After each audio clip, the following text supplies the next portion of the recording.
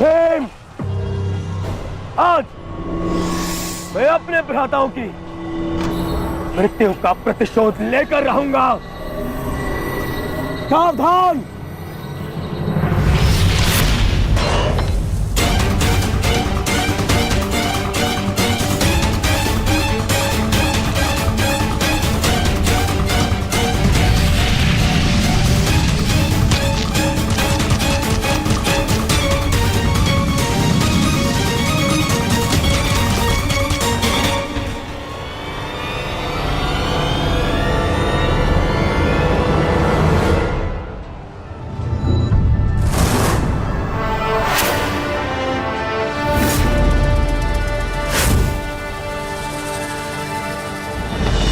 आपका प्रतिशोध पूर्ण हो ना हो, परंतु मेरा प्रतिकार आज अवश्य पूर्ण होगा।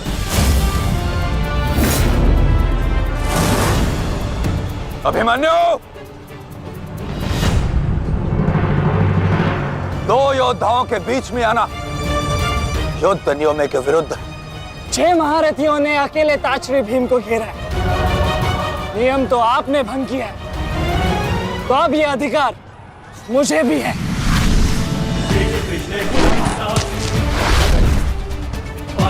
अभिमन्यु! चक्रबंधास्त्र।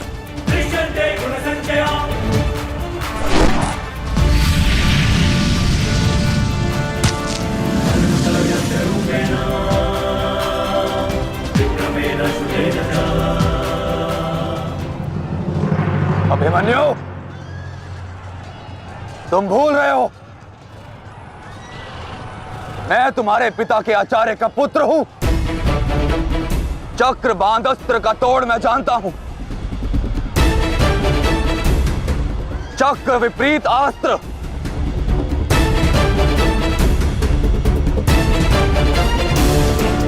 भूल तो आप रहे हैं महारथी।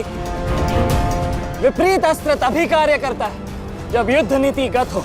एक योद्धा पर आप सभी ने आक्रमण कर युद्ध नीति भंग की। अब अपनी इस अनीति का दमन देखिए। बालक! बालक!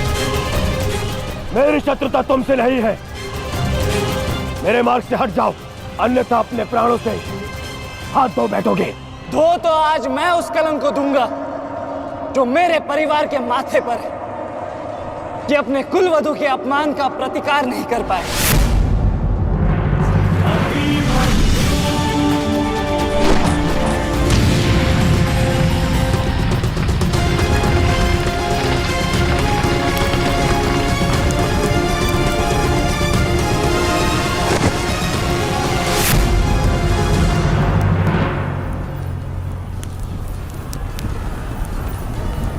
अनुभव करो इस ज्वाला को युवराज दुर्योधन। ये वही ज्वाला है जो इतनी वर्षों से मेरी माता के हृदय में धधक रही है।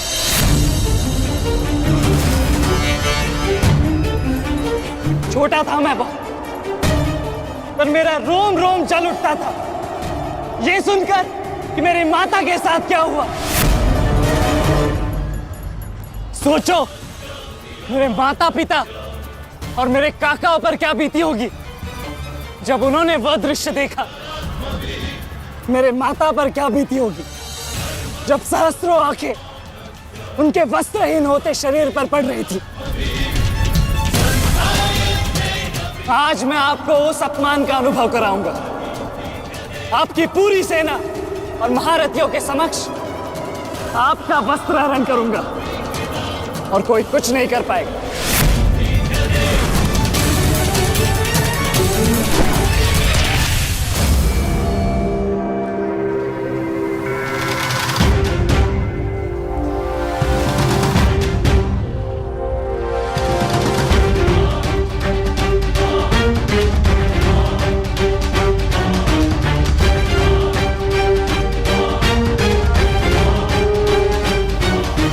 अनुभव करो उस अपमान का, अनुभव करो उस वस्त्रहरण से हुए अपमान का जो आप सभी ने किया।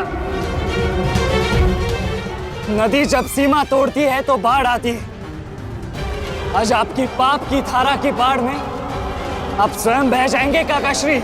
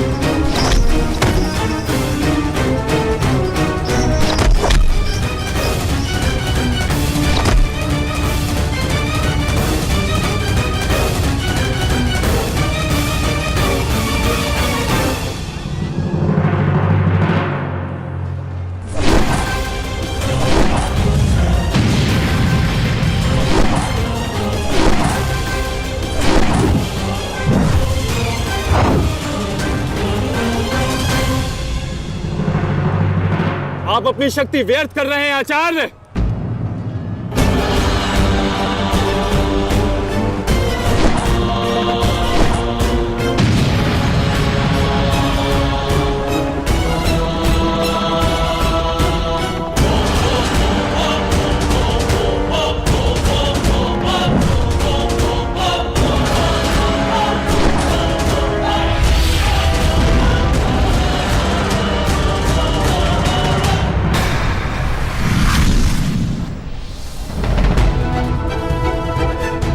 दुर्योधन को मेरी सहायता की आवश्यकता है। चलो सत्यसेन।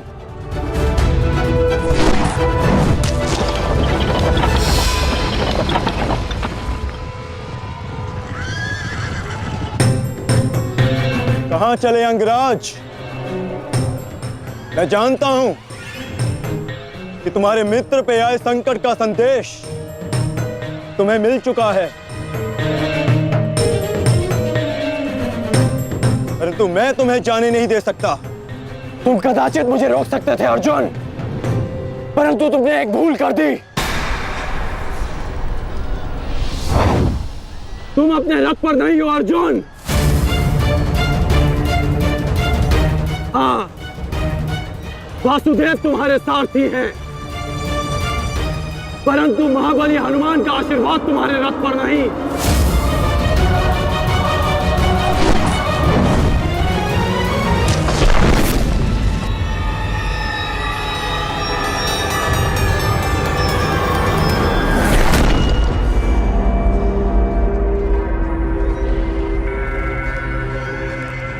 चलो। मैं अभी भी पराजित नहीं हुआ हूं कर्ण। तुम इस प्रकार द्रोण छोड़कर नहीं जा सकते।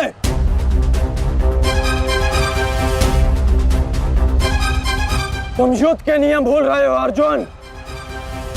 युद्ध का नियम है कि महारथी ही महारथी के साथ द्वंद्व कर सकता है, और तुम रथ विहीन हो, इसलिए मैं तुम्हारे साथ द्वंद्व नहीं कर सकता।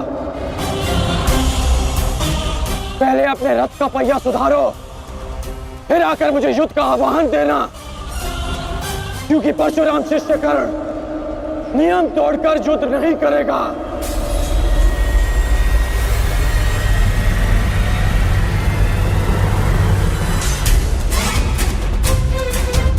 चलो सत्यसेन।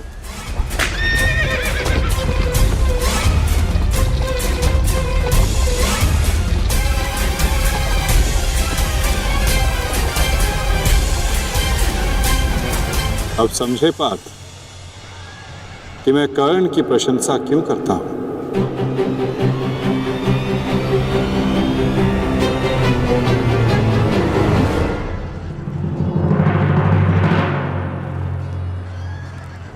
मानता हूं कि आपका वध करना काकाश्री की प्रतिज्ञा थी। उनकी प्रतिज्ञा को भंग करने का दंड मैं सह लूंगा, परंतु आज अपनी माता के अपमान का दंड मैं आपको अवश्य दूंगा।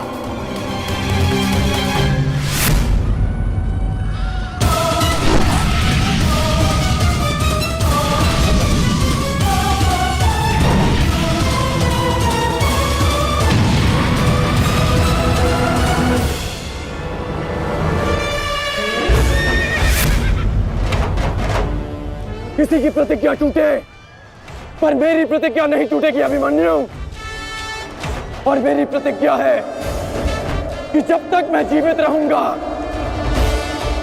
मेरे मित्र के प्राण नहीं जाएंगे।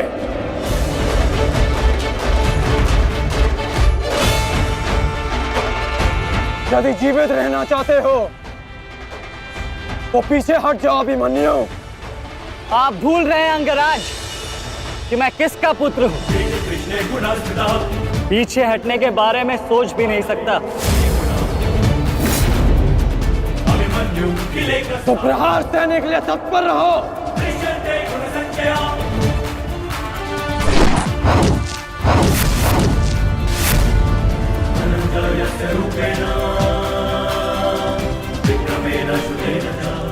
ये मेरे लिए पर्याप्त नहीं अंगराज।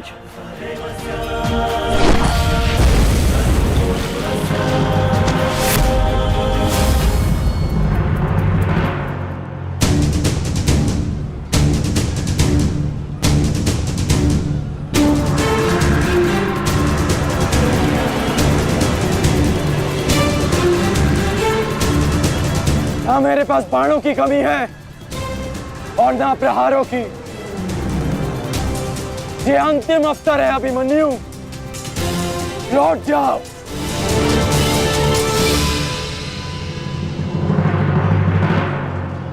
तो मेरे तुनीर में भी उत्तर प्रस्तुत है अंगराज।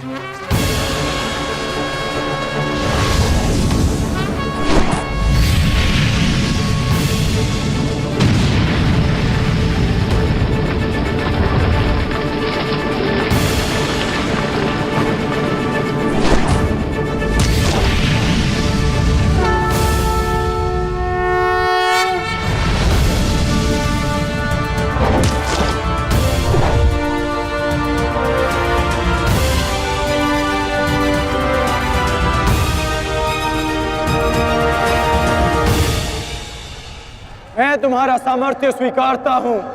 तुम एक कुशल योद्धा हो अभिमन्यु, किंतु कुशल होने के साथ साथ बुद्धिमान होना भी आवश्यक है। लौट जाओ।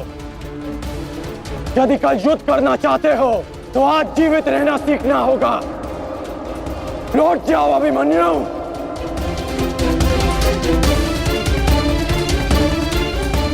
एक योद्धा के लिए आज या कल नहीं होता अंगराज। उसके लिए केवल वो ही पल होता है जिसमें वो मृत्यु के सामने खड़ा होता है। एक वीर योद्धा से सुना था मैं, हे मृत्यु, तैयार यदि तू आने को, प्रसन्न मुखा। द्वार खुला है, तेरा स्वागत, प्रसन्न मुखा।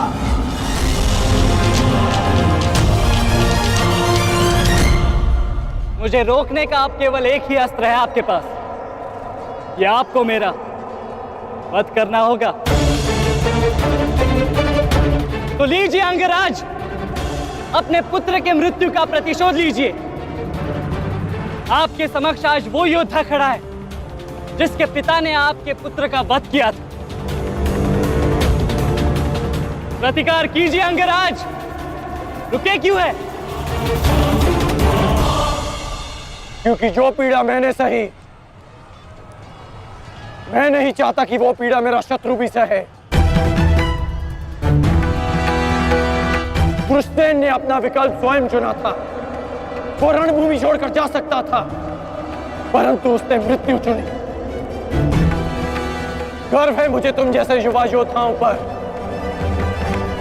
जो अपना कर्तव्य पूर्ण करने के लिए सदैव तत्पर रहते हैं।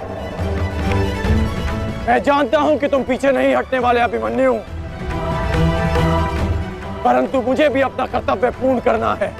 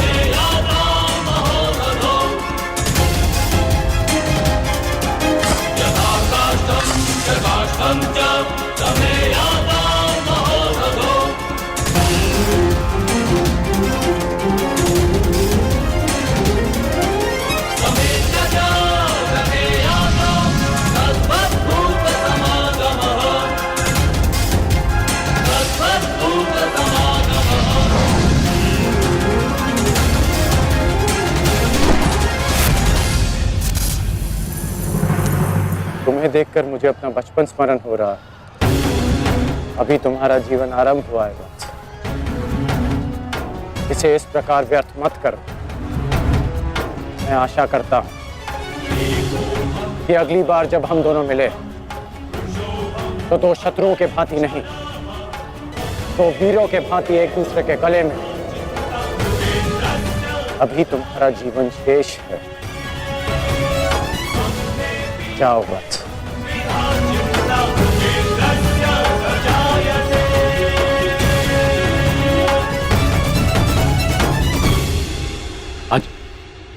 आज कौरवों की विजय हुई है गांधारी। पांडवों की एक अक्षुणी सेना को ध्वंस कर दिया है हमने आज।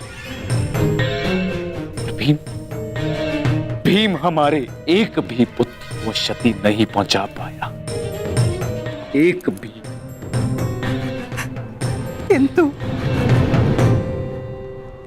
किंतु दुर्योधन का क्या महाराज?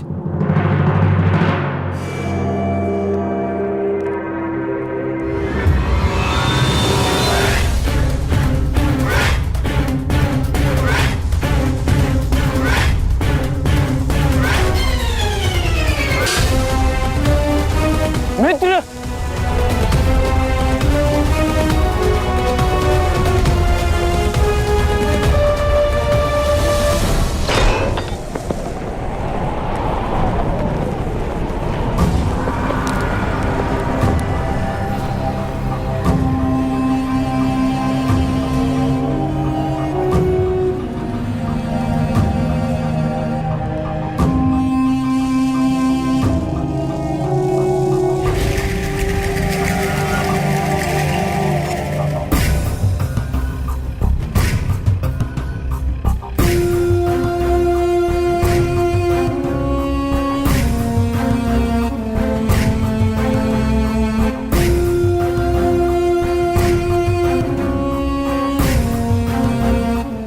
आज मैं आपको उस अपमान का अनुभव कराऊंगा। आपकी पूरी सेना और महारथियों के समक्ष आपका वस्त्राहरण करूंगा।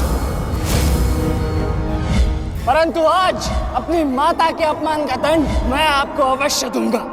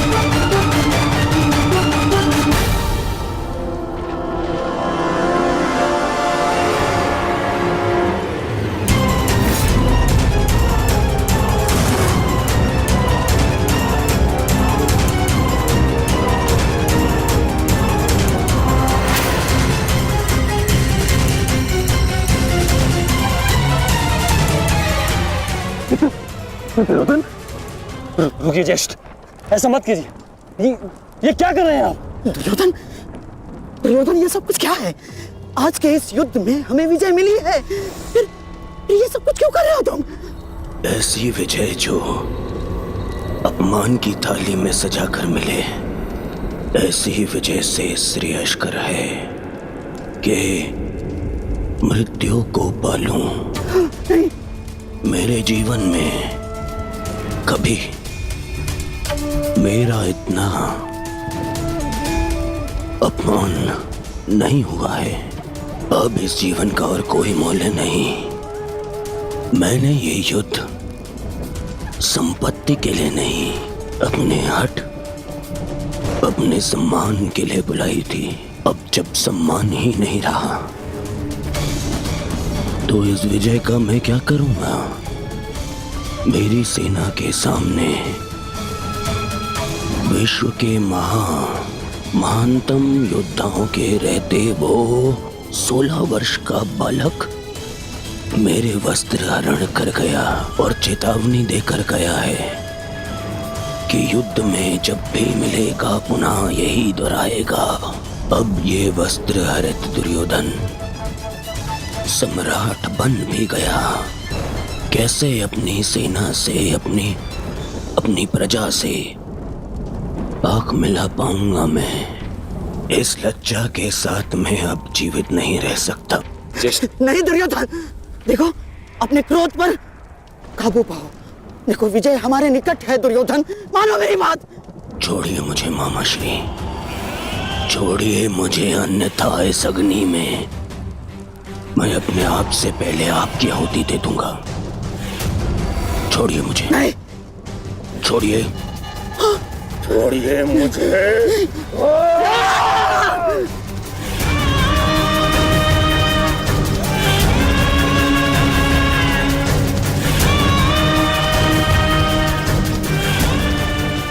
नहीं नहीं दुर्योधन, देख क्या रहे हो मूर्खों? कोई रोको इस अनर्थ को।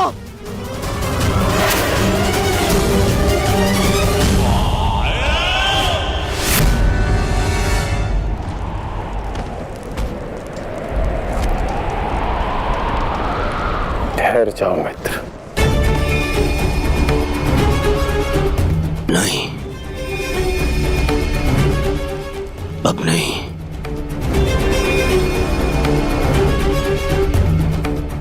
क्रोध में विवेक मत खो बैठा। जो अपना सम्मान खो चुका हो उसके पास खोने को और क्या शेष है? ले लेने देते उस अभिमन्यु को मेरे प्राण, वीर गति तो मिलती। सारी सेना के सामने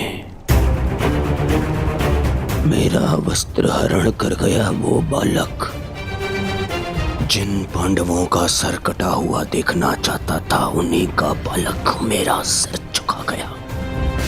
संसार के सारे योद्धा देखते रह गए और वो बालक मुझे अपने बाणों के चक्र में फंसा गया। मैं ये अपमान सहन नहीं कर सकता। क्या करूंगा जीवित रह गए जब संसार के सामने शीश उठाकर चल भी नहीं सकता मैं। इसीलिए अब मैं अग्नि स्नान करूंगा।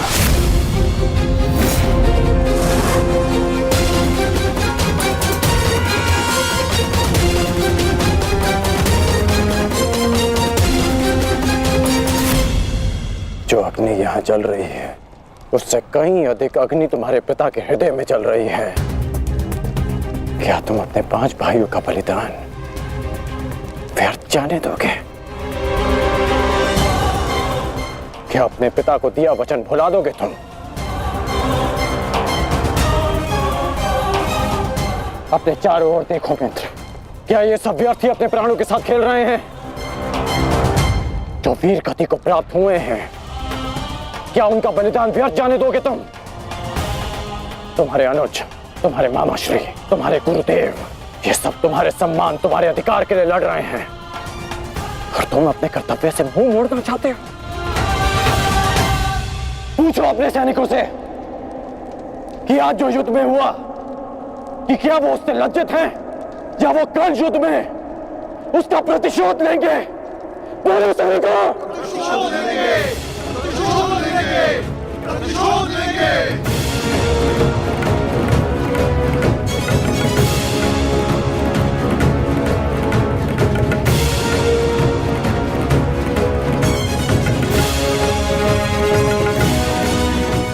इन सैनिकों का सम्मान मेरे मन में लगी अग्नि को बुझा नहीं सकता मित्र।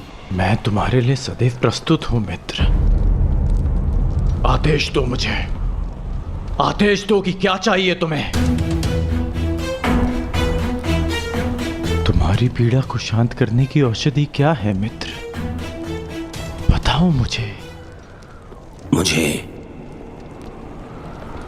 अपने इस अपमान का प्रतिशोध चाहिए। जिसने मेरा मान हरण किया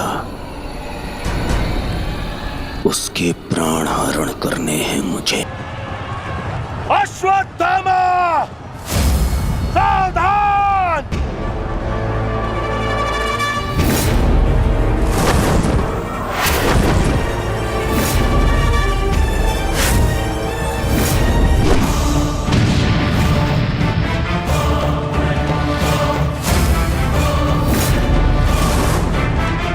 दूसरों की चिता के लिए सजाई गई लकड़ी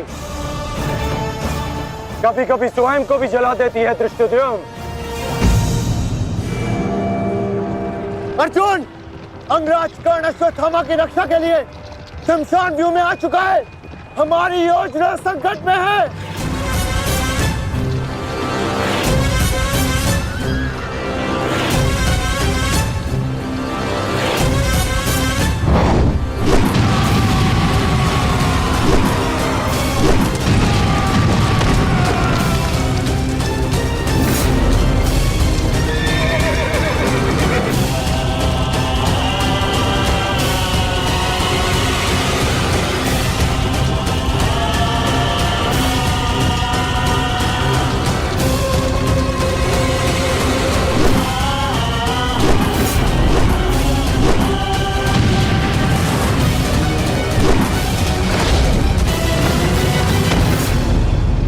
अश्वत्थामा!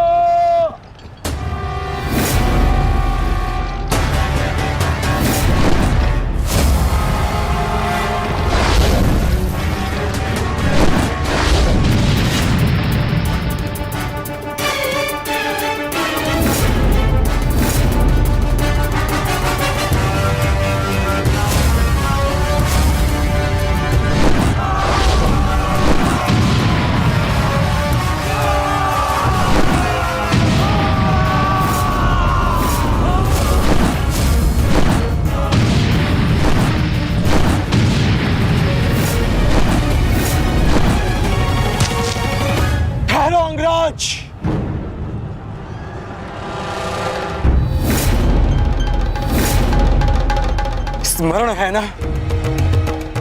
कि हमारा द्वंद्व का निर्णय आना अभी शेष है। मैं युद्ध का आह्वान देता हूं।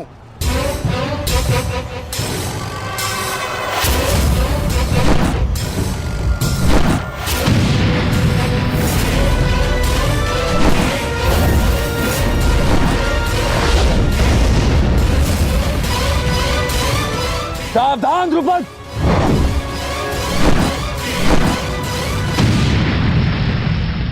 मेरा ही राज्य मुझसे ही छीनकर मुझे ही आधा राज्य भीख में दिया तुम्हारे पिता ने, और जिस आधे राज्य पर तुम शासन कर रहे हो वो मुझे स्वीकार नहीं है। इस अपमान का प्रतिशोध आज अवश्य लेकर रहूंगा। जो अपनी पुत्री का अपमान होने से न रोक सके वो अपने राज्य और अपने सम्मान की रक्षा क्या करेगा? तुम उस विषधर के समान हो जिसके विषदंत टूट चुके हैं। मेरी बात मानो और समर्पण कर दो, तुम्हारे प्राण बचे रहेंगे। प्राण तो अब तेरे नहीं बचेंगे।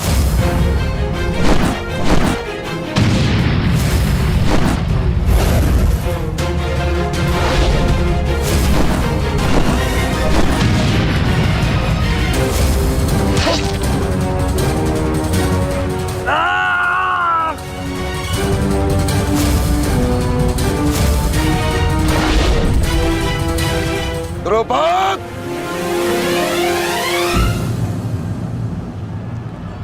तुम्हारी शत्रुता केवल मेरे साथ है, उसका प्रतिकार तुम मेरे पुत्र से मत लो।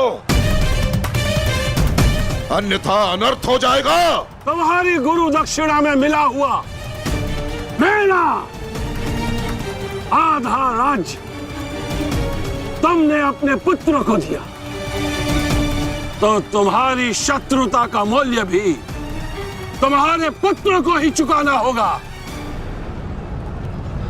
सावधान!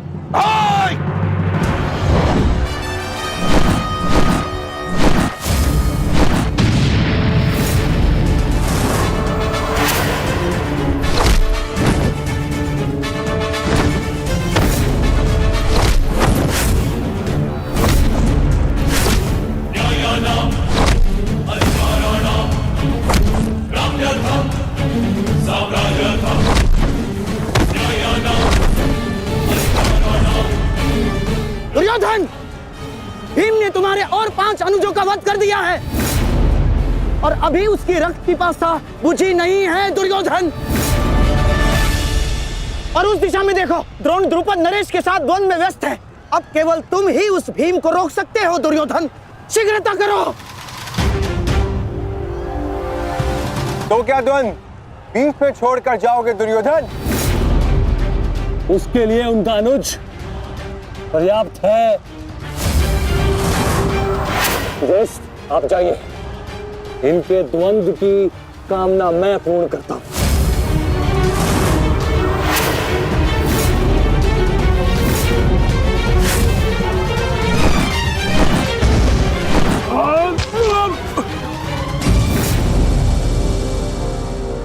बार बार मुझे छोड़कर मेरे पिता पर वीरता क्यों दिखाते हो आचार्य?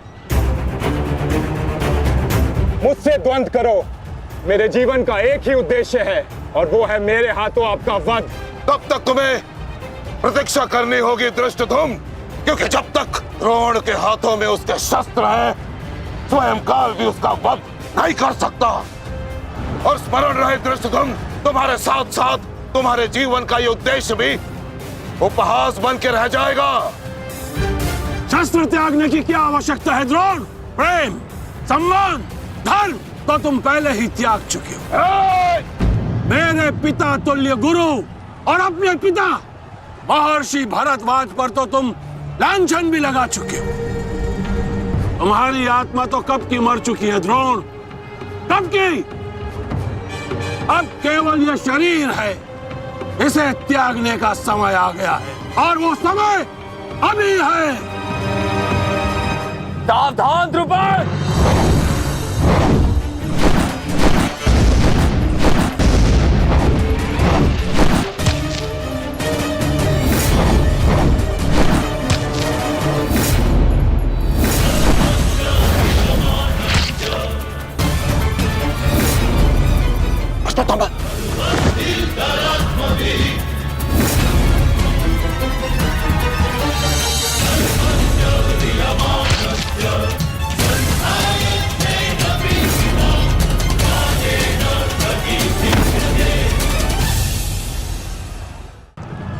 द्रुपद!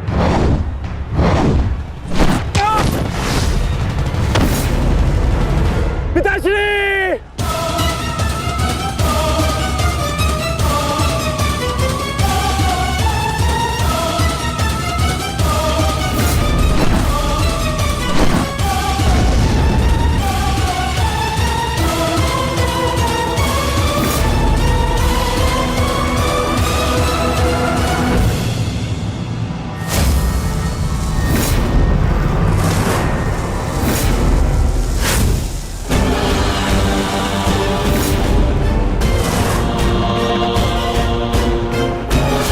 सावधान अश्वत्थामा!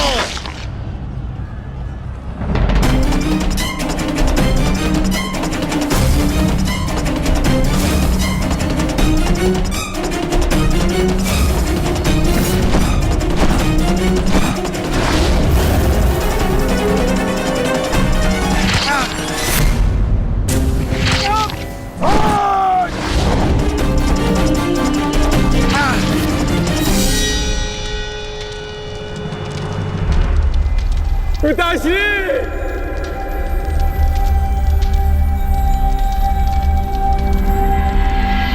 आचार्य द्रोण ने क्रोध में आकर अपने अग्नि शस्त्र से पांचाल नरेश को जीवित जला दिया है महाराज।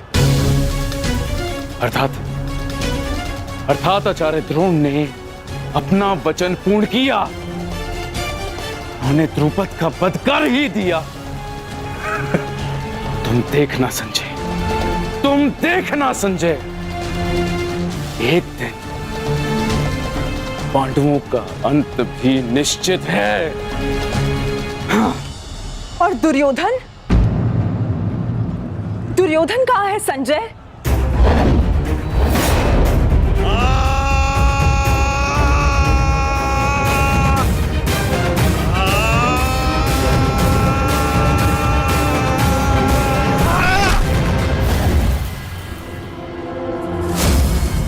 तुम्हें ज्ञात भी है, अब तक तुम्हारे 55 अनुजों का रक्त मैं अपनी गदा को पिला चुका हूं।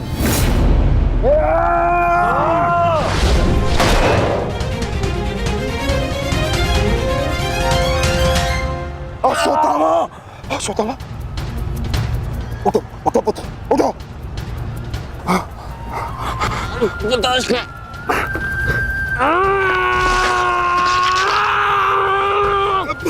पुत्र, तुम बहुत अधिक चोटिल हो गए हो। तुम काम करो, तुम शिविर में जाओ। नहीं पिताश्री, मैं कोई बालक नहीं हूं पिताश्री जो इस चोट से हार जाऊंगा। एक योद्धा रणभूमि छोड़कर नहीं जाता पिताश्री। मेरी बात मानो, तुम्हें बहुत आवश्यक है वहां जाना। जाओ शिविर में जाओ पुत्र, मेरी बात मान लो। जाओ पुत्र। अनर्थ कर दिया तुमने द्रोण। मुझे मेरे पिता की मुखाग्नि देने का अवसर भी नहीं दिया। अब तुम्हें आर्य भी मेरे हाथों से नहीं बचा सकते।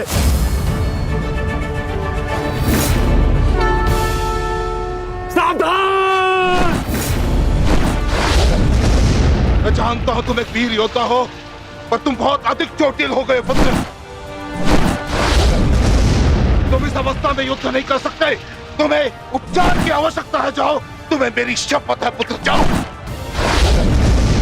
जो आज्ञा पिताश्री।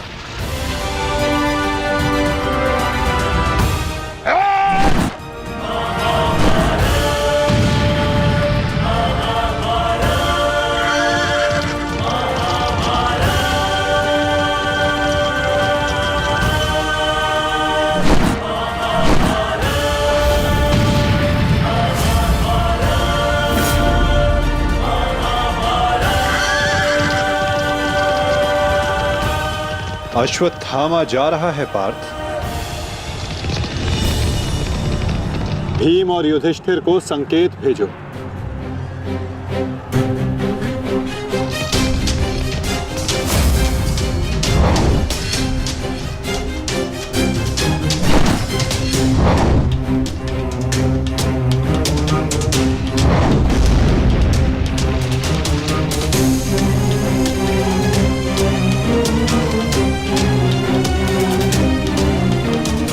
अर्जुन कोई संकेत दे रहा है। क्या योजना है माधव की?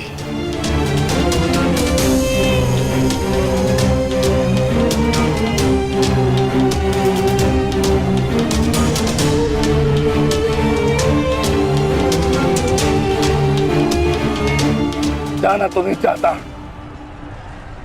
परंतु माधव का संकेत है। मुझे जाना होगा। प्रतीत होता है तुम्हारे जीवन के कुछ प्रहर अभी शेष है।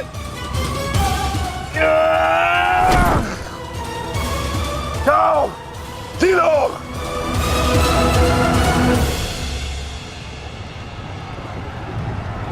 सारथी, आगे बढ़ो।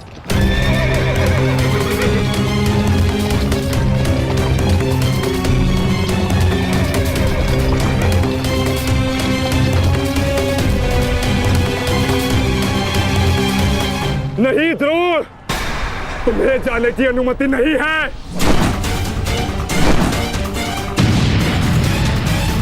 कर्ण, अश्वत्थामा की सहायता करो। वो बहुत अधिक जख्मी है और भीम उसके पीछे है। जाओ।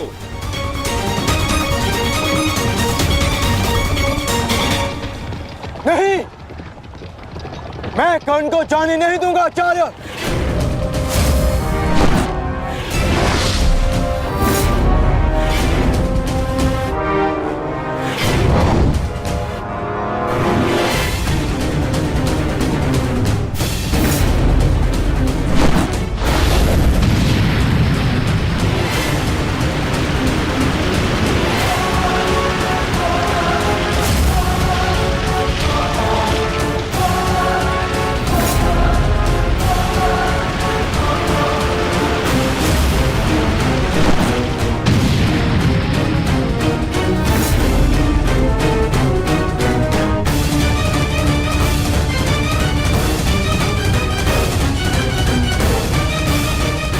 स्मरण रहे पार्थ, यदि कर्ण अश्वत्थामा की सहायता के लिए वहां पहुंच गया तो हमारी योजना विफल हो जाएगी।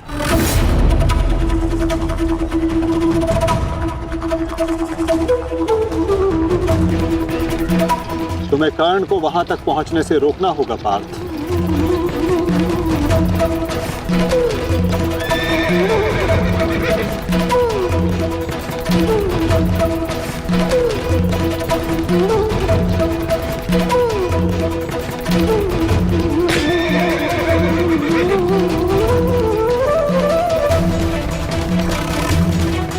हमें केवल अश्वत्थामा के साथ बने रहना है। उसे किसी भी परिस्थिति में अकेला नहीं छोड़ना है। सत्यसेन, शीघ्रता करो।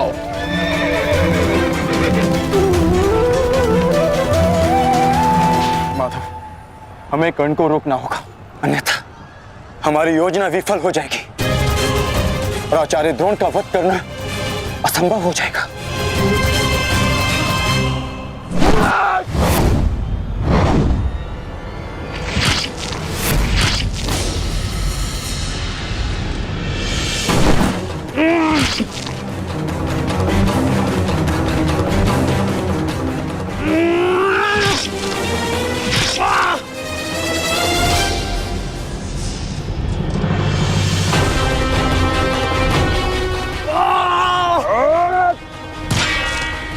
अभी भी समय है, लौट जाओ।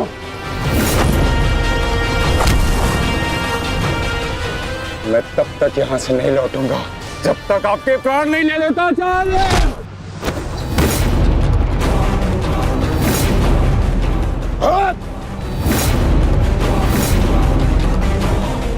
कहा था मैंने कि मैं पिता और पुत्र का वध एक दिन में नहीं करना चाहता, परंतु तुमने मुझे विवश कर दिया।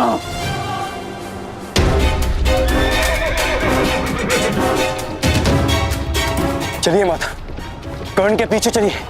नहीं पार्थ, इस समय दृश्यद्युम्न को हमारी सहायता की आवश्यकता है और यहां से जाना हमारी योजना का भाग नहीं है। तुम आचार्य द्रोण के साथ युद्ध करो।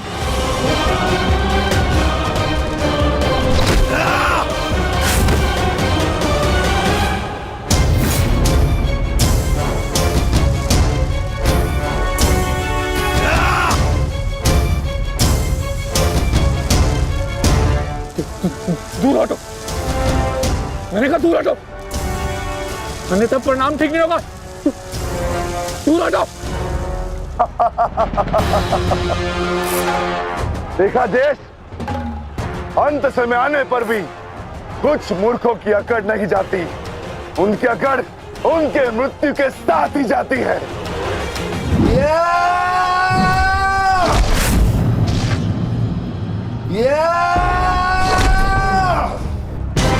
अश्वत्थामा! अब तुम्हारा अंत आ गया अश्वत्थामा। अश्वत्थामा!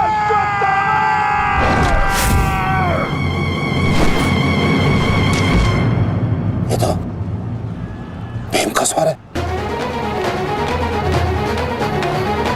कहीं ऐसा तो नहीं कि भीम अश्वत्थामा के साथ द्वंद्व कर रहा हो। मुझे शीघ्र वहां पहुंचना होगा। भीम की गर्जना का आशय आप भी समझते हैं आचार्य कि ये द्वंद्व समाप्त हो गया है। और इस द्वंद्व के समाप्त होने से प्रतीत होता है कि अश्वत्थामा का वध हो चुका है आचार्य।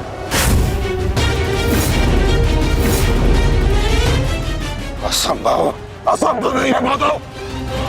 तो द्रोण का पुत्र अश्वत्थामा, और जब तक द्रोण जीवित है अश्वत्थामा को कुछ नहीं हो सकता। मेरा हृदय कहता है कि मेरा पुत्र जीवित है, कुछ नहीं हुआ उसे। और वैसे भी मुझे आपके बातों पे विश्वास नहीं है माधव। यही विचार पांडवों का भी था आचार्य कि युद्ध भूमि में उनके रहते हुए अभिमन्यु का वध नहीं हो सकता, उसकी मृत्यु नहीं हो सकती। परंतु ऐसा नहीं हुआ आचार्य। जब काल के रूप में जयद्रथ आ सकता है तो काल के रूप में विकोदर भीम भी आ सकते हैं। काल की गति को कोई नहीं रोक सकता आचार्य।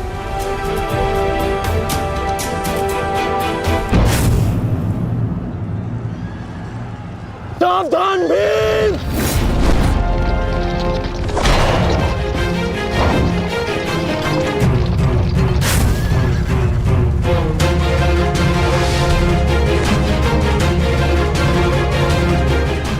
अश्वत्थामा, अश्वत्थामा, तुम ठीक हो?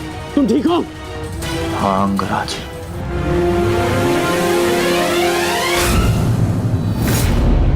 ये तो भीम पुत्र सुत्सोम है। फिर भीम कहाँ है? वो वही है जहां उन्हें होना चाहिए। आचार्य, आज कर्ण नामक कवच भी अश्वत्थामा की रक्षा नहीं कर पाया।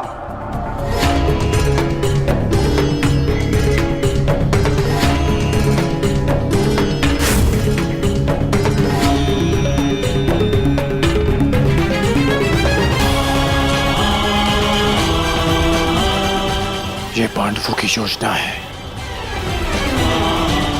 मुझे आचार्य द्रोण से दूर रखने के लिए। अंगराज, आप कहना क्या चाहते हैं? क्या कहना चाहते हैं अंगराज? आज पांडवों का लक्ष्य तुम नहीं, आचार्य द्रोण है। सत्य है ये, मेरा पुत्र अभी तक जीवित है, कुछ नहीं हुआ उसे। सत्य कहो, सत्य कहो भीम।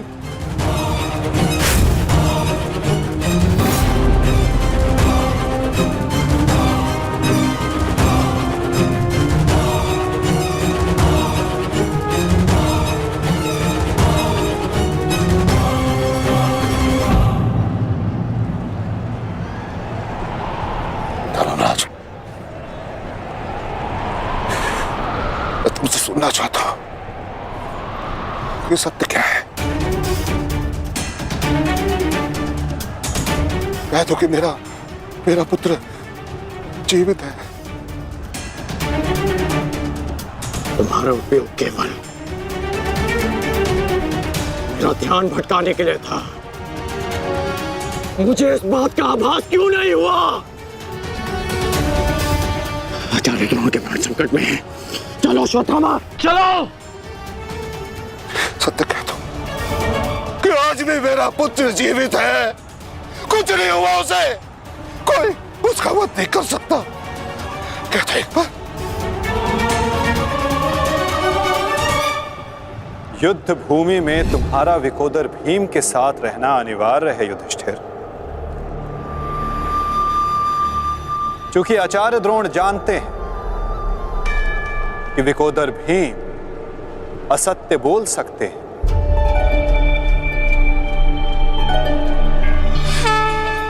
किंतु धर्मराज युधिष्ठिर नहीं।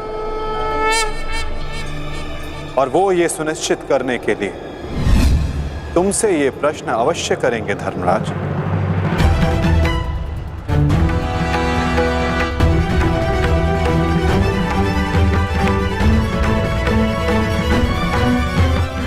आप मेरे शत्रु हैं आचार्य, कौरवों के सेनापति।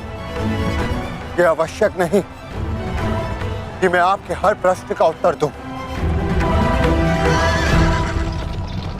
शीघ्र करो सत्यसेन। प्रश्न का उत्तर तुम्हें देना होगा धर्मराज। भले मैं कौरवों का सेनापति हूं, परंतु ये मत बोलो कि मैं तुम्हारा गुरु भी हूं। इसमें सत्य तुम्हें कहना होगा, बताना होगा मुझे। मेरा पुत्र जीवित है और यही सत्य है, मुझे पता है। ज्येष्ठ,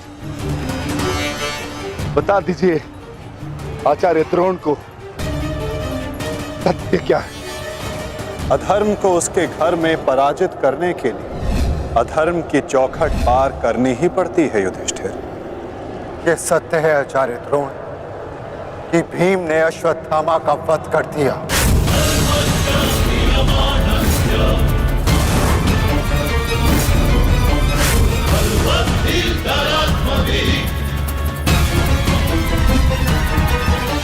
नहीं माधव, मैं असत्य नहीं कहूंगा।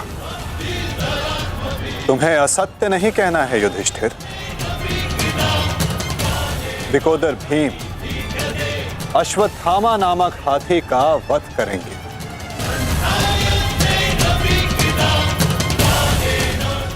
तुम्हें केवल यह कहना है कि अश्वत्थामा मारा गया। इससे ना तुम्हारा धर्म टूटेगा और हमारी योजना भी सफल हो जाएगी।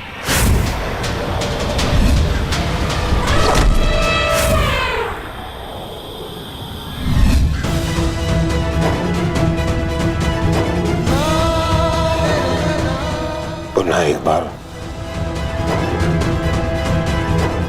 कह दो धर्मराज कि ये सत्य है।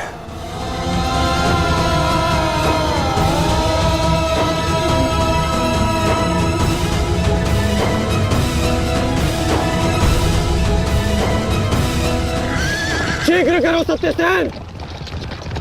आपने बिल्कुल सही सुना आचार्य द्रोण।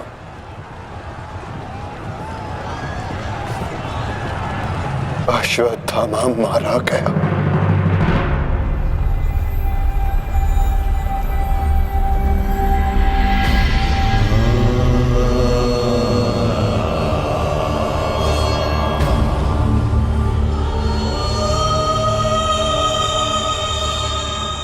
परंतु वो एक मनुष्य नहीं, एक हाथी था।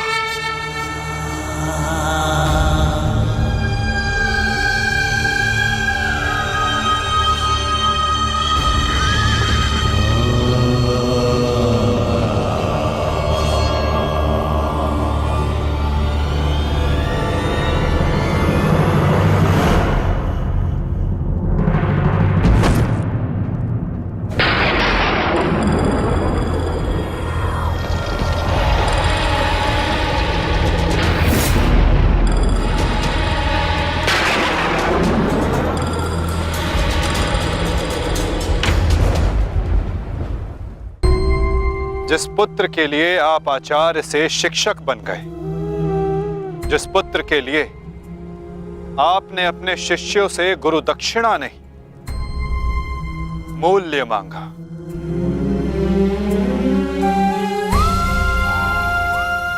और उसी पुत्र के कारण आप एक एक करके अधर्म की सीढ़ियां चढ़ते चले गए आचार्य। मनुष्य प्रेम में उत्थान करता है, परंतु मोह में केवल उसका पतन होता है आचार्य। आप जिसे पुत्र प्रेम समझते रहे वो पुत्र प्रेम नहीं, पुत्र मोह था आचार्य, और वही आपके पतन का कारण भी।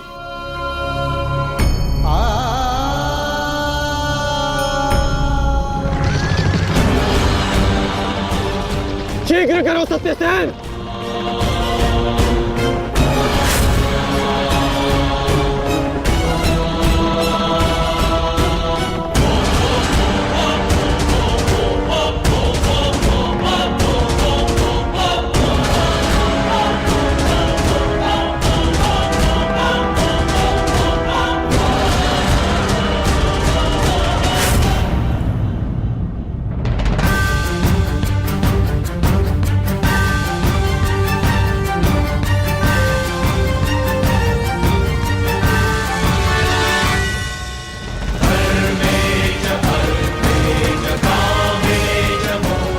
मेरा पुत्र